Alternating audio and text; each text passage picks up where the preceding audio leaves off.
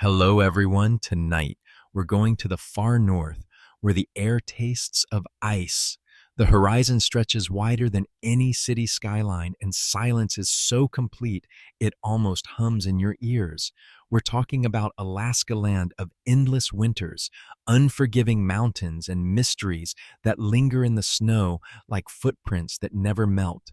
This is the story of the Glacier Cabin Mystery. A hunting party disappeared in the 1970s near a lonely outpost cabin built for survival on the ice. No bodies, no weapons, no sleds, just a trail that led to nothing. For decades, the case baffled locals and investigators alike. But the strangest part, the cabin itself, sitting silently on the glacier, seemed to hold more questions than answers. And just a quick pause here before you settle in. Take a moment to like the video and subscribe if you really like what I'm doing here. It helps me keep digging into these late night vanishings. And hey, let me know in the comments where you're watching from. Who knows? Maybe someone right down the street is listening to this same story. Now turn off the lights, lie back on your comfy cushions, and let's get moving tonight. Picture it a whiteout storm screaming across the Harding Icefield. The year is 1974. Helicopter rotors barely cut the wind as rescuers peer through a wall of snow. Somewhere out there, beyond the ice ridges and crevasses, a small hunting cabin sits wedged against the glacier's edge, a cabin so old its roof sags, its planks warped by decades of frost. For trappers and hunters, it's supposed to be a place of safety, shelter, warmth, a place where you can wait out a storm and leave with all your fingers and toes intact. But this time, it became the center of a disappearance that would leave search teams dumbfounded, locals whispering about curses, and future explorers second guessing every step they took across the ice. The Glacier Cabin didn't start as a mystery. It was built in the 1920s, back when prospectors and fur trappers carved out a living on Alaska's brutal frontier. Back then, cabins were placed strategically on high ground or along routes where storms often trapped travelers. They weren't meant to be cozy, just four walls, a roof, a bunk, and sometimes a barrel stove, a lifeline if you stumbled across it. Historical fact for you: the U.S. Forest Service actually encouraged building these way stations. Some were registered, many weren't. Records are sketchy, and in Alaska, it's not unusual for structures to exist unofficially for decades, which is why the Glacier Cabin slipped into semi obscurity, never formally mapped, but always known to locals who passed through the Harding Icefield region. By the 1950s, it had a reputation. Stories whispered of strange noises echoing inside, like the cracking of ice when no one was moving. A trapper once claimed he woke to find deep gouges in the wooden door, as though something man-beast or otherwise had clawed to get in. Others laughed it off, blaming wolverines or bored hunters trying to spook each other. But then in March of 1974, four hunters left their small town near Seward for a week-long trip. They never came back. The group was well prepared: two sleds, rifles, supplies for 10 days. They radioed once from near Exit Glacier, their voices strained but calm. Then nothing. Silence. When they didn't return, families alerted authorities. Within days, a massive search was underway. Helicopters, dogs, snowmobiles, the works. And where did that search lead? Straight to the Glacier Cabin. Here's where it gets strange. From above, rescuers saw faint tracks leading toward the cabin. Boot prints, sled marks, even drag lines, as if gear had been pulled. But as the team approached the tracks, simply ended. Not scattered, not blown away by snow. They stopped dead, 10 feet from the cabin door. The cabin itself was locked tight, encased in ice as though nature had tried to swallow it whole. No smoke from the chimney, no broken glass, no sound, just the wind shrieking through the passes. This set the stage for one of Alaska's coldest mysteries. Did the men make it inside? Did they vanish before they could open the door? Did the glacier itself claim them in a way no search team could detect? Here's a strange detail. Despite the storm and the blowing snow, Searchers reported the tracks that led to the cabin were sharp-edged, preserved like they'd been carved minutes earlier. That detail still unsettles me because if the men had walked there, where were they? And if they hadn't, who or what left those perfect trails behind? Investigators and detectives are still debating whether this was just a trick of the weather or evidence of something stranger. But one fact is clear: the Glacier Cabin mystery begins not with bodies, not with blood, but with silence. A silence so heavy that even the search dogs refused to step across the threshold of snow surrounding the cabin. The hunters never returned. Their families never stopped asking questions, and the glacier, as it always does, kept its secrets buried deep in the ice.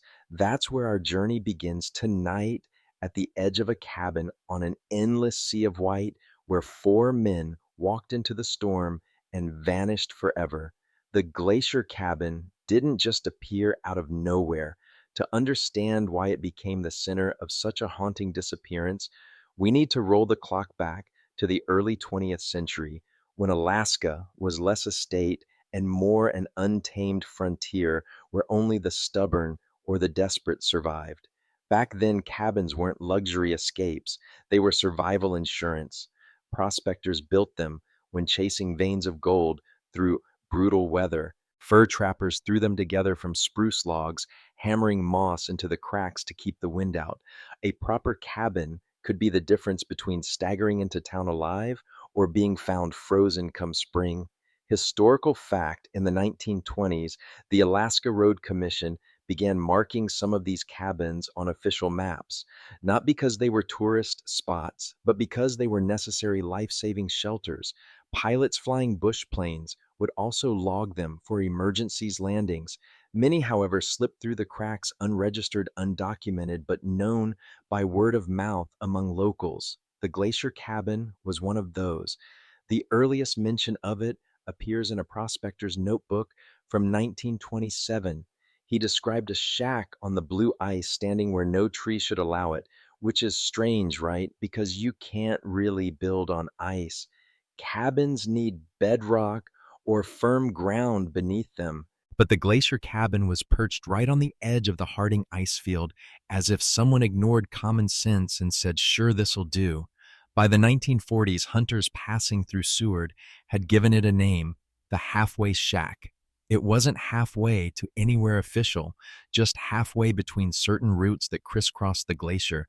Still, it was a landmark. If you saw the cabin, you knew you were on track, and you also knew you weren't entirely safe. Here's the strange detail. For decades, people who slept there claimed to hear what they called the cracking lullaby. In the dead of night, when the wind stopped, the ground beneath the cabin would shift and groan. Ice has a language of its own. It pops, snaps, even booms like thunder.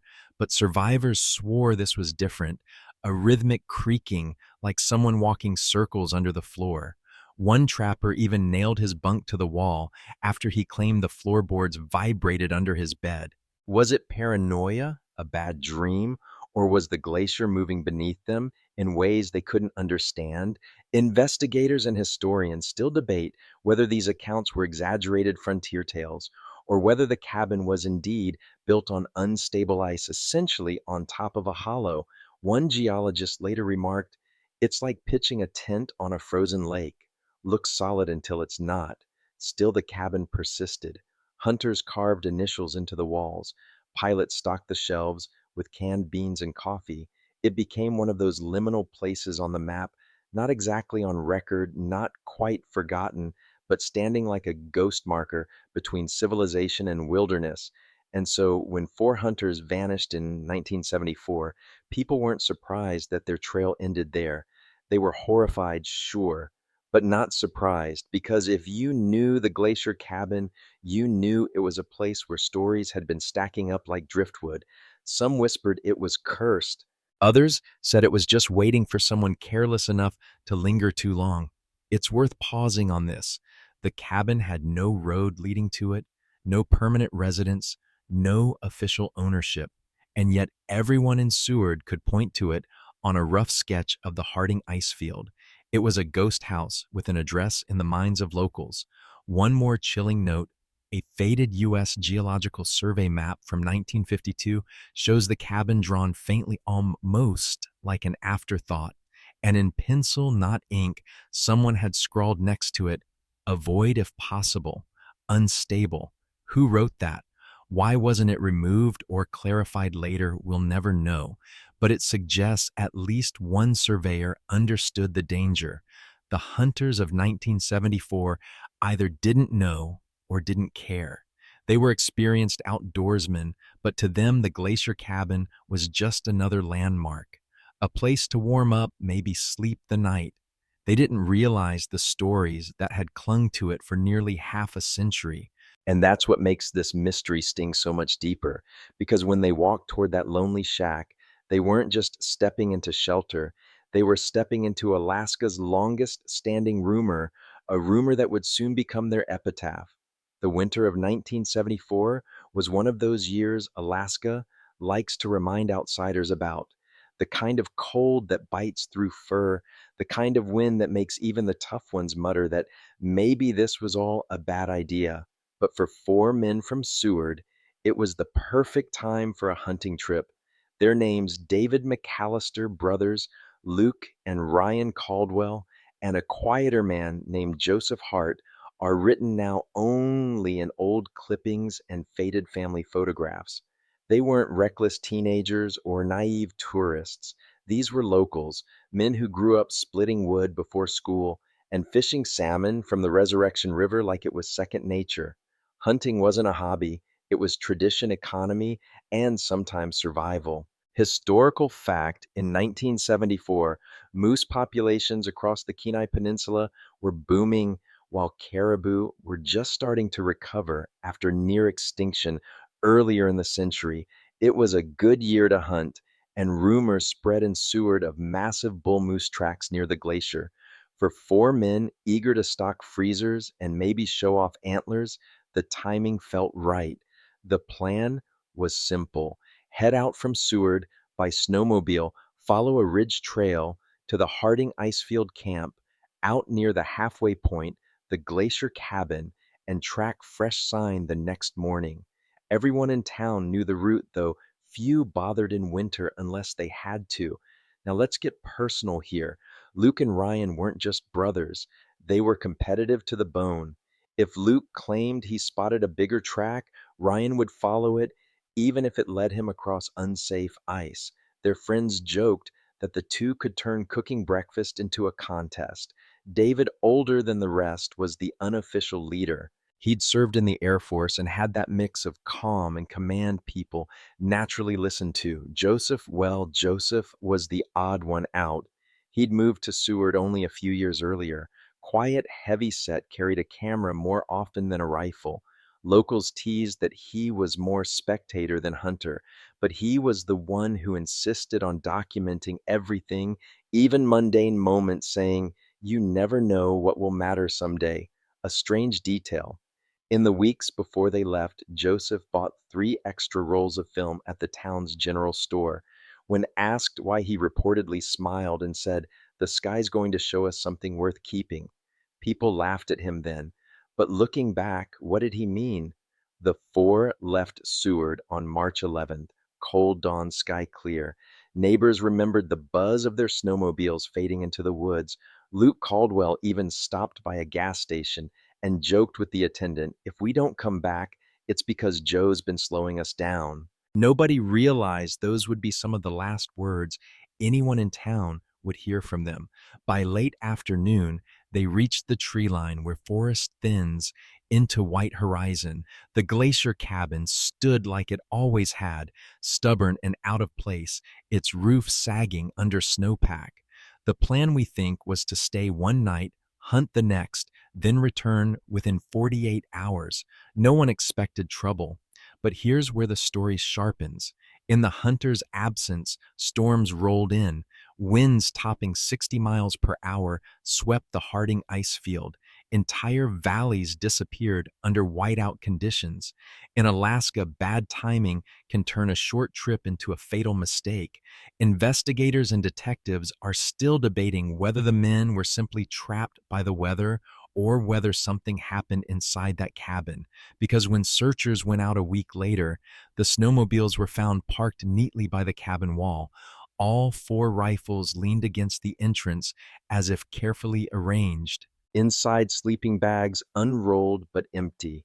A pot of beans half eaten on the wood stove burned at the bottom, but no men.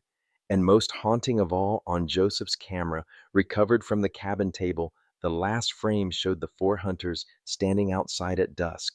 Behind them, the glacier stretched flat and endless. Only it wasn't flat. In the background of that image, faint but visible, was a shadowed line across the ice, a crack, a crevasse where no crevasse should be. Was Joseph trying to warn us with that picture, or was it just bad film exposure, a trick of the light? Even today, no one agrees. But that final photo would become the most debated piece of evidence in the Glacier Cabin mystery. And so the hunting trip, what should have been a few days of competition and camaraderie, transformed into one of Alaska's most chilling vanishings. Four men went out, none came back, and their story was just beginning to seep into the cabin's long unsettling history. The Glacier Cabin didn't ring alarm bells at first. When four men didn't return on schedule in Alaska, the first assumption was never disaster. It was delay. Weather-broken equipment, maybe a longer hunt than expected. People were used to it. The wilderness demanded patience, but by the fifth day, their families started to worry. Wives who had tried to hide nerves grew pale. A mother of the Caldwell brothers told the town store clerk, "Something's wrong. I feel it in my bones." And in places like Seward, a mother's intuition carried weight. On March 16th, the alarm was official. A search party set out volunteers, locals, men who knew the Harding Icefield like the backs of their scarred hands. They had snowmobiles, sled dogs, and the grim experience of retrieving bodies before.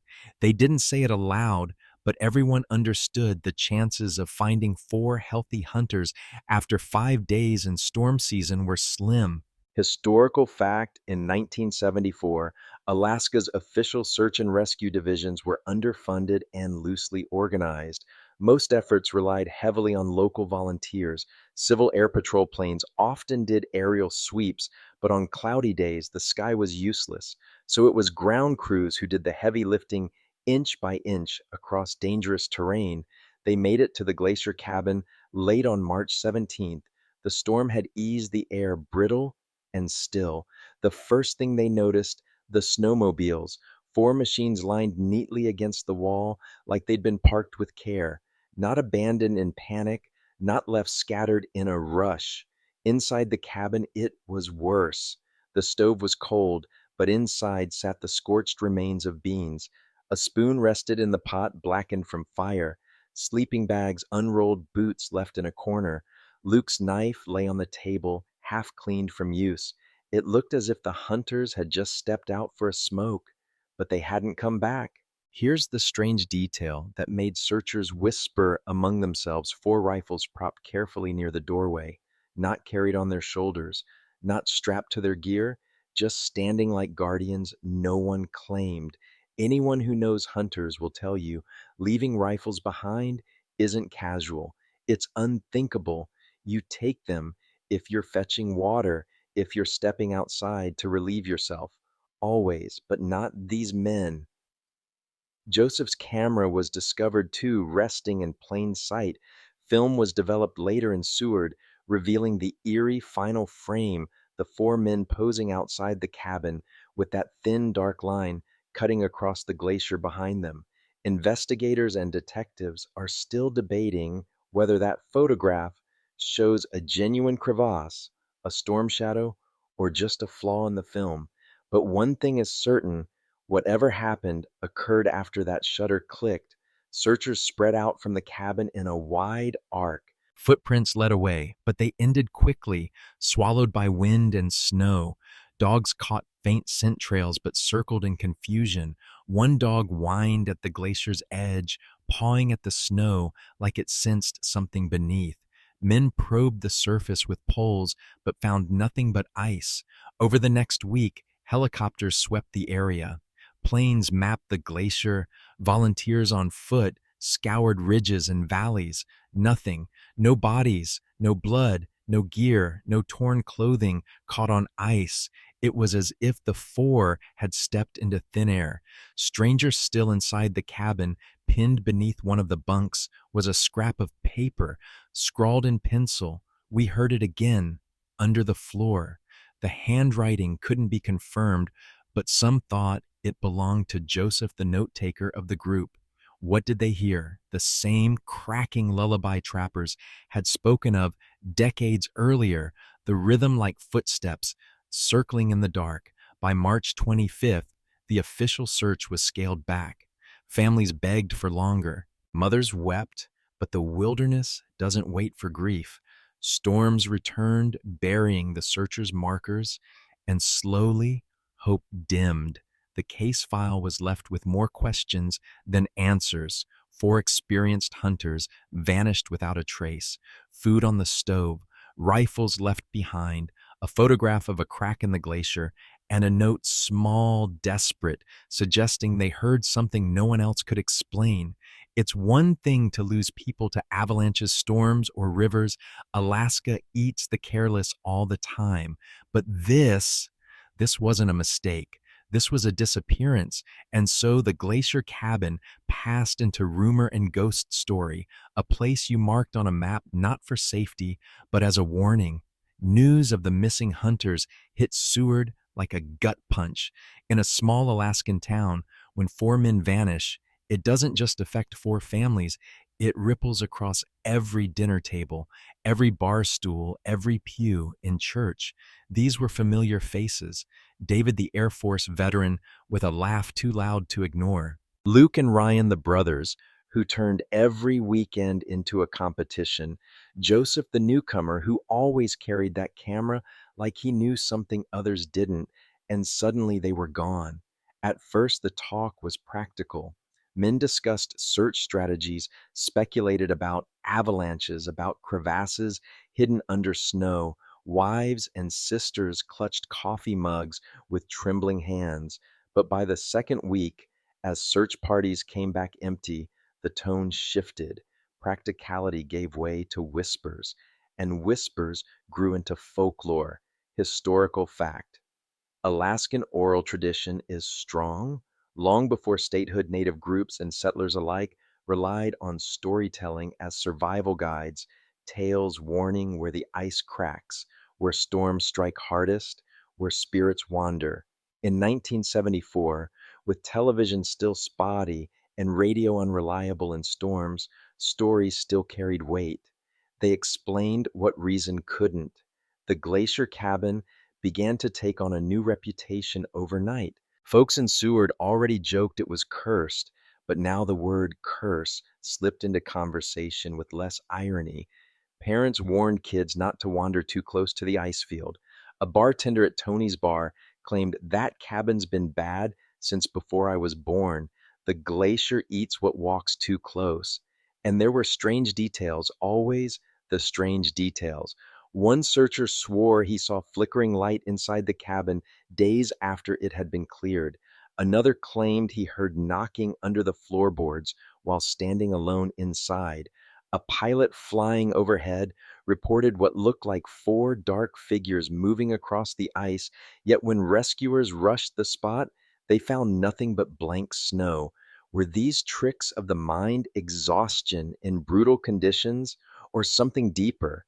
Here's the unusual detail that fueled the gossip: Joseph's last photograph, the one showing the hunters smiling in front of the cabin. Several people in town insisted they saw a fifth figure faintly in the background off to the left near the tree line. Investigators dismissed it as snow shadow, but rumors took root. They weren't alone out there. Investigators and detectives are still debating whether the folklore that grew around the Glacier Cabin distorted the case beyond repair. Did locals really see lights, or did their imaginations project fear onto an already tragic mystery? By April, the story had outgrown Seward. Newspapers in Anchorage picked it up. Headlines called it The Vanishing Hunters of Harding Icefield. A few even compared it to the Dyatlov Pass incident in Russia, a disappearance just as eerie, just as unresolved. Radio hosts leaned into the paranormal angle. Tourists bizarrely began asking locals to point out where the ghost cabin stood as if tragedy were a roadside attraction. For the families, it was agony. Ryan and Luke's mother begged reporters to stop using the word vanished. She said, "They didn't vanish. They're out there. The ice just doesn't want to give them back." Even today, that line echoes in retellings of the case. The ice doesn't want to give them back. Slowly, as the weeks turned into months, life in Seward carried on.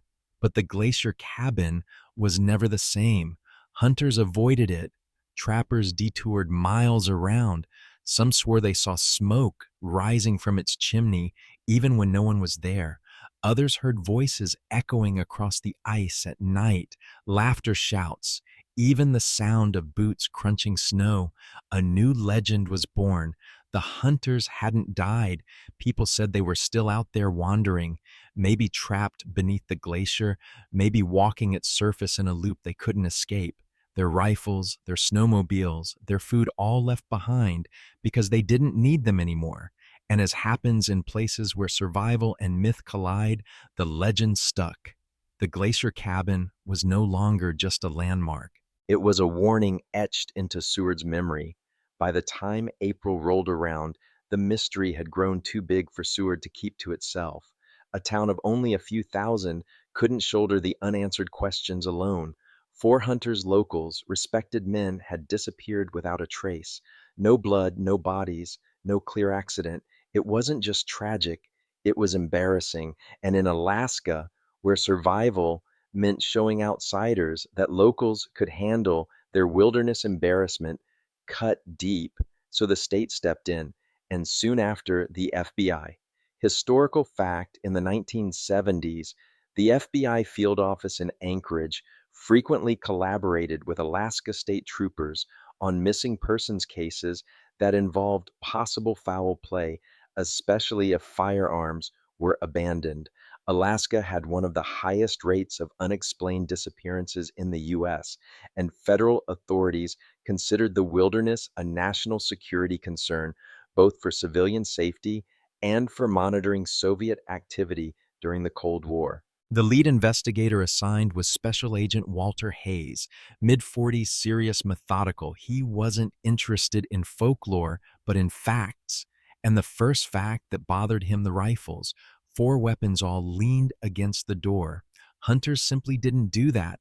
To Hayes, it suggested something intentional. Either the men willingly left the cabin without them, or someone staged the scene to make it look that way. The cabin was swept for evidence. Nothing unusual except the burned beans in the pot and Joseph's camera. No signs of struggle, no overturned furniture, no footprints inside suggesting intruders. And yet Hayes kept circling back to the note. "We heard it again, under the floor." Here's the strange detail. The FBI report mentions the note only once, almost like an afterthought, buried in the appendix. Some researchers believe it was deliberately downplayed because it fed too easily into superstition. But why downplay a clue in a case already drowning in mystery? Agent Hayes interviewed locals for weeks. Stories piled up. Hunters swore the cabin breathed at night. A pilot told him about the shadowy figures on the ice.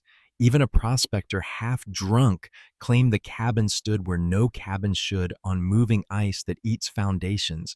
Hayes didn't buy it, but he couldn't ignore that fear had built its own evidence. And then came Joseph's final photograph. The FBI examined it frame by frame, looking for signs of tampering. Nothing. The crack in the glacier was real, or at least it was on film. Investigators and detectives are still debating whether that crack could have opened beneath the cabin, swallowing the men whole, or whether it was a distant fracture misinterpreted by frightened eyes. But Hayes hit a wall. No footprints beyond the cabin. No blood trails, no clothing scraps, no bodies in nearby crevasses, nothing. His report, filed in June of 1974, ended with words, "No one wanted, cause of disappearance unknown." For the families, that phrase was a death sentence without closure. For the town, it was fuel for speculation. And for the Glacier Cabin, it was a coronation. It was no longer just a dangerous shelter. It was officially an unresolved case, stamped and sealed by the government. Locals whispered that the FBI hadn't told the whole story. Why gloss over the note? Why keep Joseph's photograph locked away for months before showing it to the families? Some suggested federal agents found something too strange to explain. Others believed Hayes simply gave up, unwilling to admit nature itself had outsmarted him. Either way, the investigation ended without answers. Files closed, families left to grieve in silence, and the Glacier Cabin sat still standing, still waiting its logs, holding on to secrets that neither local gossip nor federal scrutiny could shake loose. And if you think this is the end of the official trail, you'd be wrong, because the cabin would not rest quietly.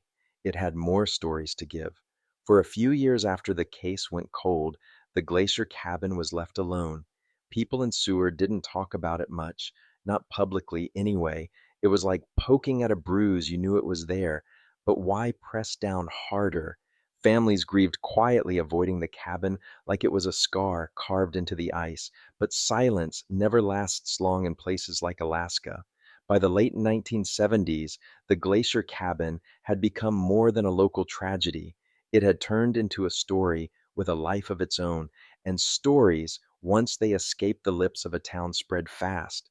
Historical fact: the 1970s saw a surge of interest in paranormal investigations across the US. Books about Bigfoot, UFO sightings, and haunted places sold millions of copies.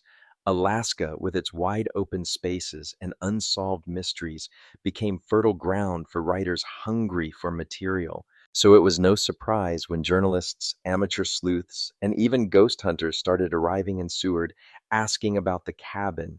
Some came with tape recorders, others with cameras, a few with wild-eyed conviction that they had found proof of the supernatural. Locals were split. Some refused to talk, seeing outsiders as opportunists feeding on grief. Others leaned into it, telling embellished versions of the story over beers at the Yukon bar, swapping fact for drama, because that's what the visitors wanted to hear. The cabin ate men alive. The hunters followed phantom voices. One man swore he'd seen a fifth hunter in the final photo with his own eyes, though the official prints showed no such thing. Here's the strange detail. In 1979, a paranormal magazine published an article claiming that a group of investigators spent the night in the Glacier Cabin. According to the piece, they recorded scratching beneath the floorboards and captured a photograph of faint blue light leaking through the cracks in the logs.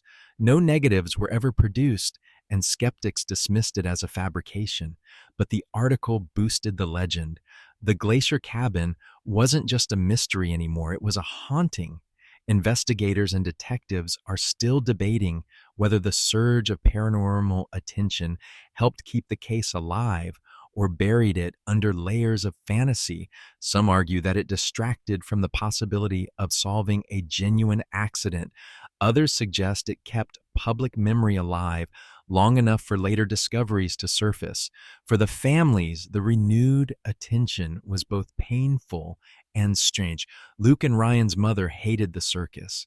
She told a reporter, "They're talking about ghosts when all I want is my boy's bodies back." But Joseph's sister admitted that the attention gave her comfort. At least people are still talking about him. Forgotten is worse than gone. By the 1980s, the Glacier Cabin was infamous. It showed up in guidebooks under local legends. Tourists asked bush pilots to point it out from the air, and every few years, another article would rehash the story, layering new speculation on top of old confusion. And the cabin itself, it stayed there, slumping slowly under snowpack, creaking in storms, still refusing to give up its secret. Which brings us to a turning point, because in 1986, A new search, unofficial, led not by authorities, but by curious outsiders, would claim to uncover something no one had seen before, something that suggested the hunters might not have vanished into thin air after all. 12 years had passed since the hunters vanished, and by 1986, the Glacier Cabin was more myth than memory. Most locals avoided it altogether, preferring to leave the ice its secrets. But a trio of outsiders, two graduate students from the University of Washington and a freelance journalist chasing a story, decided to test the legend for themselves. They weren't thrill seekers in the Hollywood sense. The students Megan Price and Alan Romero were researching permafrost stability for their geology program. The journalist Peter Laird wanted a gritty feature about Alaska's Bermuda Triangle. Together, they formed an odd little caravan snowmobiles loaded with gear cameras, notebooks, and more optimism than caution. Historical fact, in 1986, advances in ground-penetrating radar were starting to be used in geological surveys, though the equipment was bulky and primitive compared to today.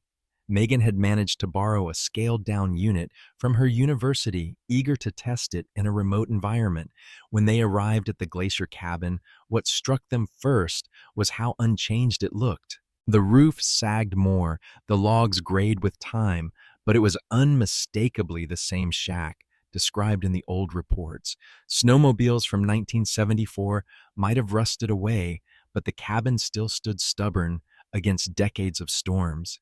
They decided to stay the night. Peter recorded every creak of the floorboards, narrating in hushed tones like he was already drafting the article in his head. Megan set up the radar, sweeping the ground beneath the cabin. Alan, less convinced of ghosts, spent the evening pacing outside, remarking on how the glacier seemed to hum when the wind died. Here's the strange detail. Just past midnight, the radar picked up an anomaly. Not bedrock, not ice, a void. Roughly 20 feet beneath the cabin, a cavern stretched like a pocket carved into the glacier. Megan, skeptical by nature, muttered, "That shouldn't be here." The void was large enough to swallow a house, or 4 hunters. Peter's notes from that night, later published in fragments, describe hearing a low vibration like a growl under the floor. Alan swore he heard muffled voices when he pressed his ear to the planks. Megan, trying to stay rational, chalked it up to ice shifting, but she admitted the pattern was unusual, too rhythmic to be random. The next morning, they probed the snow outside the cabin and found something that froze them all: a torn scrap of fabric, stiff with ice, wedged in a crack near the foundation. Faded plaid, the kind hunters wore in the 1970s. Investigators and detectives are still debating whether this scrap was genuine evidence from the vanished hunters or just an old piece of cloth blown there by storms. But to the trio, it felt like proof. They photographed it, bagged it, and packed up quickly, too shaken to spend another night. When they returned to Seward, their discovery split the community. Some saw it as closure. Others saw it as outsiders meddling with wounds better left untouched. But the newspaper headline hit hard: Glacier Cabin holds hidden cavern.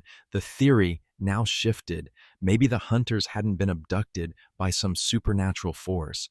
Maybe they'd fallen through, swallowed by the glacier, their bodies preserved in a cold tomb beneath the cabin. A horrifying but logical answer. Still nothing was recovered. The cavern was too unstable to enter. Ice collapsed easily, swallowing ropes and poles.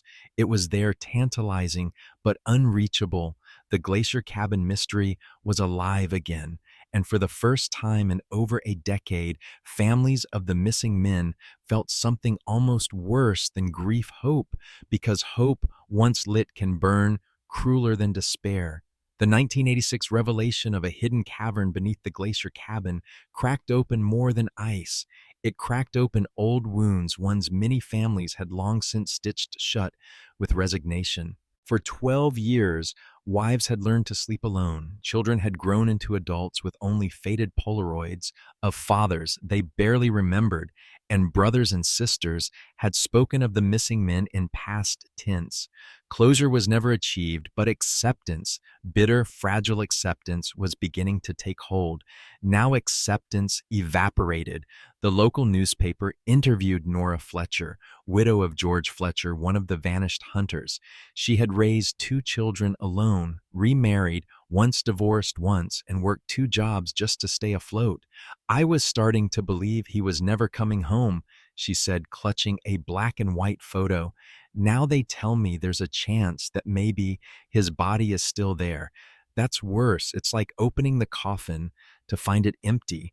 Historical fact: in the mid 1980s, advancements in cryobiology were raising questions about long-term preservation in ice. Scientists often pointed to perfectly preserved mammoths in Siberia as proof that cold could hold a body intact for millennia.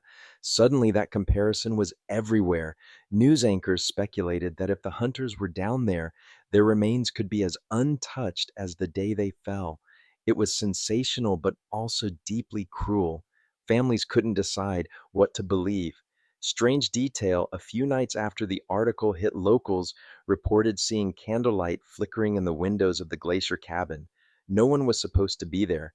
Rangers investigated, found no footprints in the snow, no soot on the glass, no melted wax. The cabin stood empty as always. Still, the reports kept coming. For the families, this was gasoline on the fire of rumor. If the cabin was stirring, if signs were appearing, maybe the men weren't dead at all. Maybe they had survived in some unearthly way in the cavern beneath. At community meetings in Seward and Anchorage, the families began to push authorities to reopen the case. Arguments became heated.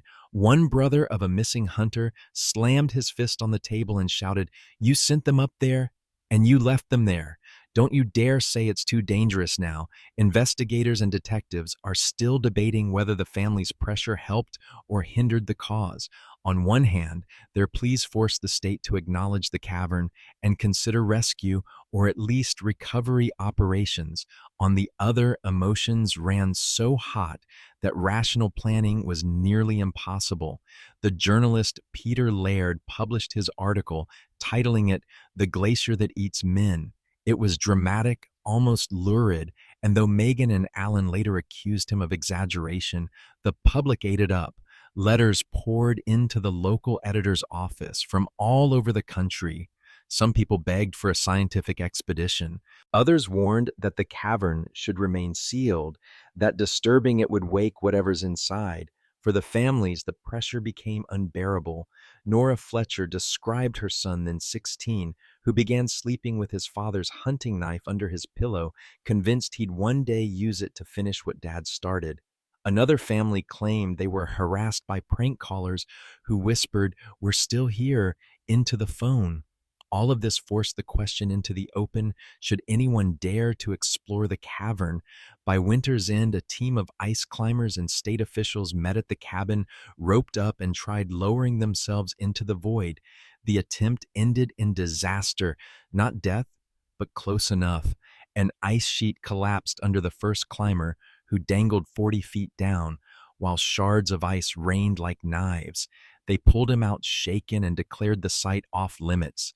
That failure didn't matter to the families.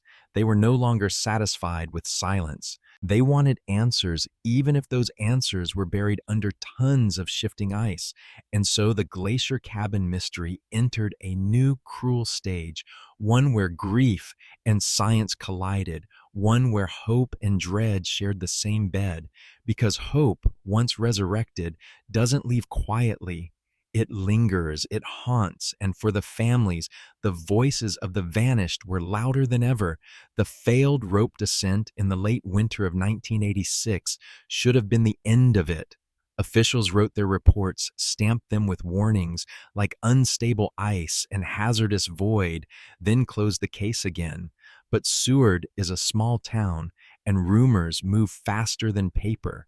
By spring, stories leaked that the climber who nearly fell to his death claimed he heard something down there, not the drip of melting water, not the groan of moving ice, something else, breathing maybe, or voices. He refused interviews, but his silence only fueled speculation. Historical fact: the 1980s marked a turning point in glaciology. New tools like ground penetrating radar were starting to be used in Alaska to map ice formations. They couldn't peer through miles of glacier, but they could reveal chambers and tunnels. It was cutting edge for its time, and suddenly scientists had a reason to take the Glacier Cabin seriously. A University of Alaska research team proposed an expedition. Their plan used portable radar to chart beneath the cabin, then drill a narrow borehole to send down a small camera. Nothing invasive, nothing reckless. The family supported it. The state approved it. For a brief moment, it seemed science might succeed where courage had failed. But here's the strange detail: when the radar scans were performed, they returned inconsistent. At first, the screens showed the expected, a cavern, jagged walls descending into darkness. But when the team repeated the scan from a slightly different angle, the void vanished. It was as if the chamber itself had shifted or closed. Skeptics blamed calibration errors. Believers whispered about living ice. Undeterred, the scientists drilled. They dropped a small camera into the borehole. What it captured was eerie, fractured blue ice stalactites glittering like teeth and what appeared to be dark stains along the wall. One researcher swore it looked like soot. Another insisted it was dried blood. The footage cut off abruptly when the camera cord snapped severed as though sliced. Investigators and detectives are still debating whether the cord failure was sabotage, equipment error, or something environmental, but the timing, the moment the lens tilted toward a shadowed corner, was enough to spark a whole new wave of theories. Word spread faster than ever, thanks to television. A regional broadcast picked up the story, titling their segment, "The Glacier Cabin Mystery Men Trapped in Time." Viewers across the U.S. saw grainy images of ice walls streaked with black. Call-in hotlines lit up. One man claimed he recognized the stain as oil lamp smoke from a cabin interior. Another insisted it was a burial mark made by native shamans. Back in Seward, tension rose again. The families demanded a larger operation, but the state, burned by the near accident and now spooked by liability, refused. Too dangerous, the report repeated. That's when the outsiders took over. Independent climbers, paranormal investigators, and even treasure hunters arrived in waves. Some pitched tents near the cabin, others paid bush pilots to drop them by air. Each claimed they'd be the ones to solve the mystery. None returned with proof. Still, one group swore they found something, a fragment of fabric, frozen in a nearby crevasse. The plaid matched the style worn by the missing hunters. Lab tests later revealed it dated to the right decade, but here's the unsettling twist: the tear in the fabric was clean, almost surgical, not the ragged rip of ice. Hope flared again. But with every expedition, the glacier claimed more territory.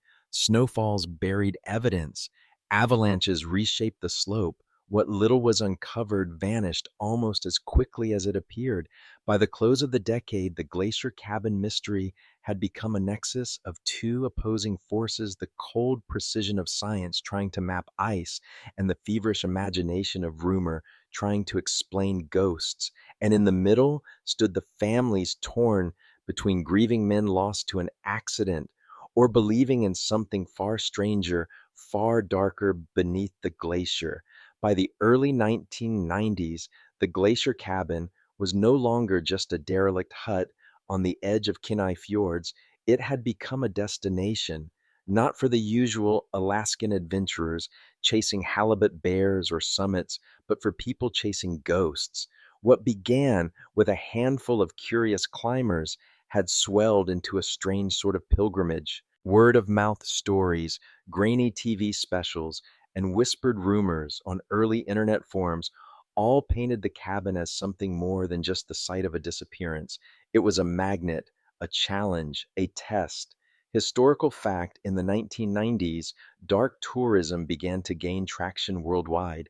People traveled to Chernobyl, to abandoned prisons, to battlefields, seeking not comfort but confrontation with the unsettling.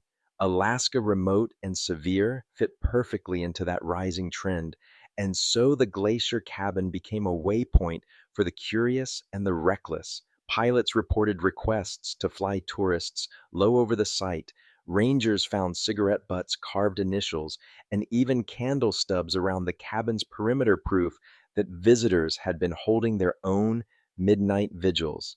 The strange detail: several outsiders who camped near the cabin claimed they experienced time loss, watches stopping, hours slipping by unaccounted for. One man, a climber from Colorado, insisted he and his friend hiked to the cabin at noon, only to find themselves back at their tent after dark with no memory of leaving. His friend later denied it happened, but refused to return. Investigators and detectives are still debating whether this so called time loss was simply altitude sickness, the effects of cold exposure, or fabrication. But in Seward, stories spread like wildfire. Some townsfolk warned tourists that the cabin doesn't like being disturbed. Others rolled their eyes and blamed cheap whiskey. For the families, the influx of outsiders was infuriating. To them, this wasn't a stage set for thrill seekers, it was a grave. Nora Fletcher called the cabin a circus of grief and begged authorities to rope it off. Instead, the attention only grew. Among the outsiders was a peculiar mix: paranormal enthusiasts lugging electromagnetic field meters, treasure hunters convinced the hunters had stumbled onto something: hidden gold artifacts, even military secrets, academic researchers who saw in the cavern a chance to study glacier dynamics. One group, a trio from British Columbia, claimed they found human bones near a meltwater stream below the cabin. They photographed what looked like a femur before hauling it out in a pack. When tested later, the fragment turned out to be moose bone. Still, the rumor of recovered remains stuck. And through it all, the cabin decayed further. Roof beams sagged, moss crept into the logs, but somehow the structure still stood, resisting collapse like it had a will of its own. It became clear that the Glacier Cabin wasn't going away, at least not in the public imagination. Books were written, a documentary aired on late night cable with the ominous title Voices Beneath the Ice. In one dramatized sequence, actors playing the hunters vanished into a glowing fissure while a narrator whispered, "And still the glacier keeps its secret. For those left behind, the circus never healed the wound, it deepened it. They saw strangers profit from pain, turning their brothers and fathers into folklore, and yet in quiet moments they admitted something important.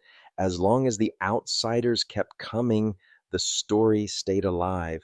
And as long as the story stayed alive, there was still a chance, however slim, that truth might one day surface."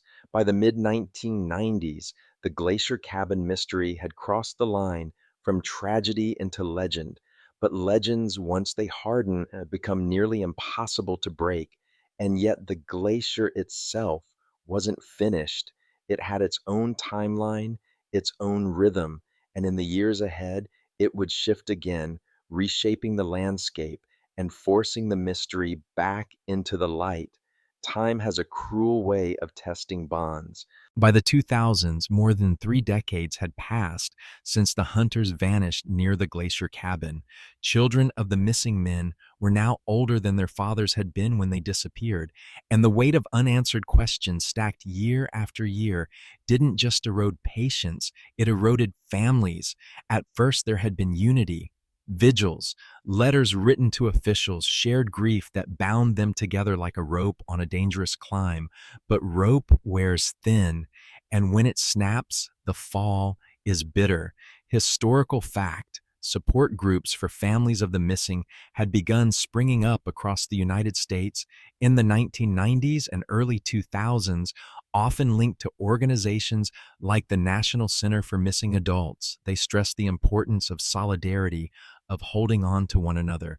But the families of the Glacier Cabin hunters didn't have that luxury. They were scattered across Alaska, and their story was too strange to fit neatly into the usual category of missing person cases. Arguments grew sharper. Some family members wanted the site declared a memorial permanently sealed to keep gawkers away. Others demanded renewed excavation, convinced answers were still possible if only officials would dig deeper. Brothers clashed, cousins stopped speaking. One widow accused another of making peace too soon, as though acceptance was betrayal. The strange detail, a reunion was held in 2003 at a community hall in Seward, meant to mark the 30th anniversary. Photographs lined the tables, smiling hunters and plaid kids on their fathers' laps, fishing trips on Resurrection Bay. But midway through, the gathering devolved into shouting. Two men, both relatives of different hunters, nearly came to blows. One shouted, "You just want to cash in with these TV crews," while the other fired back, "At least I'm not burying my head in the snow." Guests left early, and the intended memorial became one more scar. Investigators and detectives are still debating whether this infighting weakened the family's influence on the case or, ironically, kept pressure alive by stirring public drama. Some argue that division drained energy that might have forced officials to reopen the search. Others say conflict kept media eyes on Seward longer than silence ever would have. The next generation, sons, daughters, even grandchildren, felt the fracture more keenly. Some embraced the story, wearing it like a legacy. One young woman, granddaughter of Joseph Hartman, began studying glaciology, determined to read the ice like a diary and find what it had buried. Others turned away, refusing interviews, burning old letters, and choosing to live without ghosts. In Seward itself, locals were tired. The town had grown, tourism flourished, cruise ships arrived each summer. The Glacier Cabin story, once whispered in bars, now felt like an old record replayed too many times. Some wanted it forgotten, buried under newer legends and fresher headlines, but the Glacier had other plans, because as families fractured and outsiders debated, the Harding Icefield itself began to shift again. A warm summer in 2005 triggered one of the largest melts in decades. Crevasses widened, slabs thundered into valleys, and streams gushed where silence once ruled. Rangers monitoring the region noted unusual erosion near the cabin. The ice seemed to be pulling back, bearing a jagged throat of rock and crystal, and deep within that new wound, dark shapes waited. The summer of 2005 arrived hotter than Seward locals liked. Alaska is supposed to keep its cool even in July, but that year the Harding Icefield groaned and cracked like it hadn't in decades. Hikers reported thunderous echoes at night as tons of ice calved off cliffs, sending mist plumes skyward like geysers. Rangers at Kenai Fjords took note the glacier face near the old hunting grounds had retreated by more than 30 feet in a single season. What had been an unbroken sheet of ice now revealed jagged stone meltwater streams and pockets of shadow. It was in those shadows just below the cabin that something startling began to emerge. Historical fact: during the early 2000s, glacial retreat across Alaska accelerated due to warming trends. Photographic comparisons from the U.S. Geological Survey documented entire valleys laid bare in less than 2 decades. The Harding Icefield was no exception, shrinking in ways that alarmed scientists, but also exposed landscapes unseen for thousands of years. Among those landscapes was a small cavern mouth, once sealed, now gaping open like a wound. At first, rangers thought little of it. Caves form and collapse constantly in glaciers, but by late August, a helicopter survey spotted what looked like man-made debris lodged in the meltwater channel below the mouth. A flash of red plaid, something metallic. When recovery crews arrived, they found it a rifle stock, weathered but intact with initials scratched into the wood, GF George Fletcher. The strange detail: the rifle's barrel wasn't rusted the way one would expect after 30 years in ice. Instead, it was pitted in sharp, uneven lines, as though eaten by acid. No one could explain why.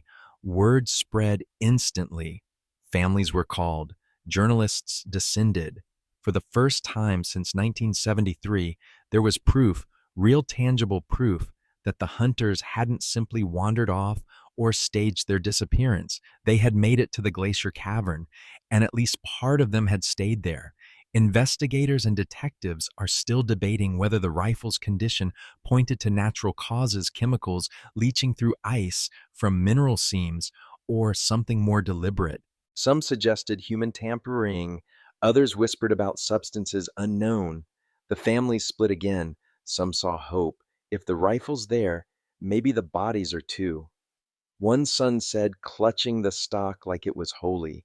Others felt dread. If the glacier's giving things back, muttered another, what else is waiting down there? The state authorized a limited search. Cameras were lowered into the new cavern mouth. The feed showed glittering ice walls, fractured shelves, and a narrow ledge halfway down. And there, huddled against the frozen wall, was a shape. The footage flickered, the ice refracted, but it was undeniable. Fabric, bone, a boot. 32 years after they vanished, at least one of the Glacier Cabin hunters had been found. The news hit like lightning. TV crews broadcast the footage nationwide. True crime shows scrambled to retell the story with this shocking twist. And in Seward, families gathered again, this time, not in grief alone, but in the eerie weight of vindication. The glacier, silent for decades, had spoken, but in speaking, it raised more questions than it answered, because the body, when recovered, would tell a story far stranger than anyone expected. When the recovery team finally brought the body out of the glacier in September 2005, the entire town seemed to hold its breath. Rangers carried it in a stretcher, wrapped in insulated tarps, loading it onto a helicopter as families and journalists stood in silence. For 32 years, the men had been frozen in rumor. Now one of them was flesh, or what remained of it. At the state medical examiner's office in Anchorage, the unwrapping began. The body was astonishingly preserved, a testament to the glacier's cold grip. Plaid fabric clung stubbornly to the torso, a boot still laced to one foot, hair matted against a skull that hadn't crumbled with time. Historical fact: forensic glaciology has helped solve dozens of cases worldwide, from the discovery of Ötzi the Iceman in 1991 to preserved World War I soldiers thawed from the Italian Alps. Ice is both a destroyer and a preserver, sealing secrets in clarity that can last millennia. But the Glacier Cabin hunter was different. His body bore signs that didn't fit the simple narrative of lost to the ice. The strange detail: his hands were bound. Thin, frayed rope still circled the wrists, frozen stiff, digging into bone. Even more chilling, his mouth was gagged with cloth. This wasn't an accident. The autopsy revealed bruising on the skull, a fracture at the temple, consistent with blunt force. Cause of death: trauma compounded by exposure. He hadn't wandered into the cavern willingly. He'd been taken. Investigators and detectives are still debating whether the binding happened before or after death, whether it was the act of someone inside the group or someone else entirely. But the evidence made one thing painfully clear: the hunters hadn't vanished into thin air. They had been attacked. Forensic analysis confirmed the body as George Fletcher. The initials on the recovered rifle matched, and DNA tests with surviving relatives sealed the identity. His widow, Nora, wept when told, whispering, "He didn't just leave us, he fought." The revelation cracked the mystery wide open. If George had been bound and bludgeoned, then the disappearance wasn't a tragic accident. It was foul play. And that raised a darker, more painful question. Had the hunters turned on each other, or had someone else been in the cabin that night? Theories exploded. Some believed one of the four men had snapped paranoia, twisting friendship into violence. Others insisted an intruder, a stranger in the wild, had forced them into the glacier. The gag suggested silence was necessary, but silence from what? The discovery reignited obsession. Media outlets camped in Seward. Headlines screamed foul play in the Glacier Cabin Mystery. Families of the other hunters now demanded full-scale excavation, convinced their loved ones were still inside, still bound in ice, still waiting to be heard. And the cabin itself, rangers noted new cracks in its frame that autumn, as though the structure were protesting the secrets being dragged into daylight. Tourists still came snapping photos, whispering stories, leaving tokens at the door. But for the families, the site had turned from legend to crime scene. The glacier had yielded one man, but three were still missing. And with the evidence now pointing to violence, the glacier cabin was no longer a tale of vanishing. It was a murder mystery.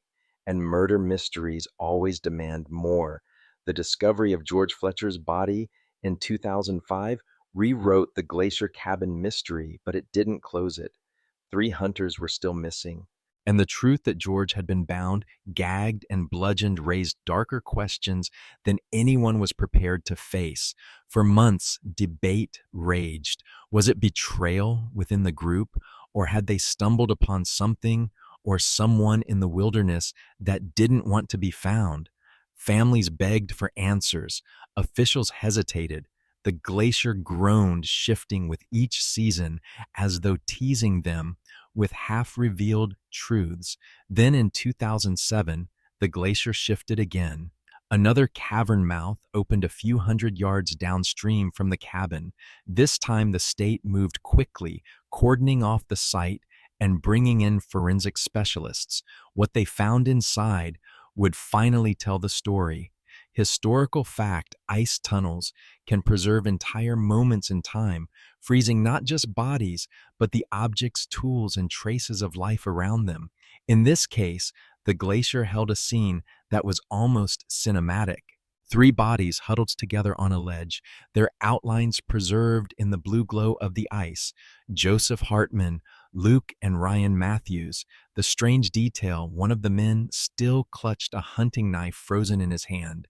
The blade was blood-stained, but not with his own.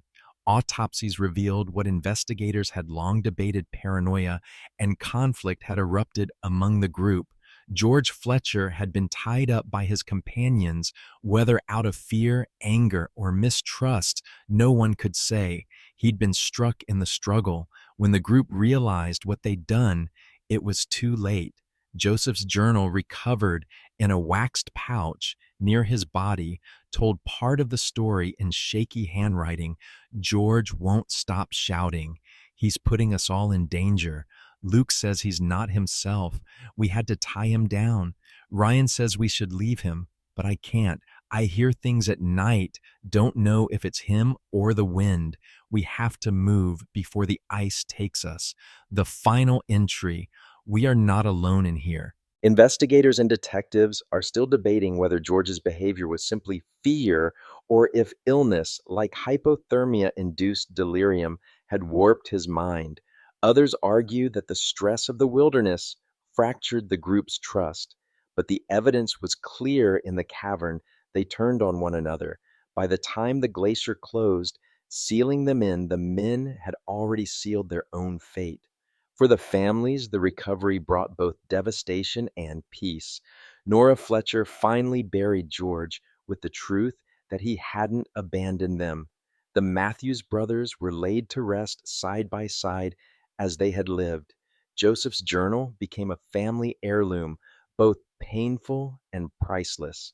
The glacier cabin itself, collapsed in the early 2010s, finally claimed by weather and time, where it once stood moss and stone, now mark the place.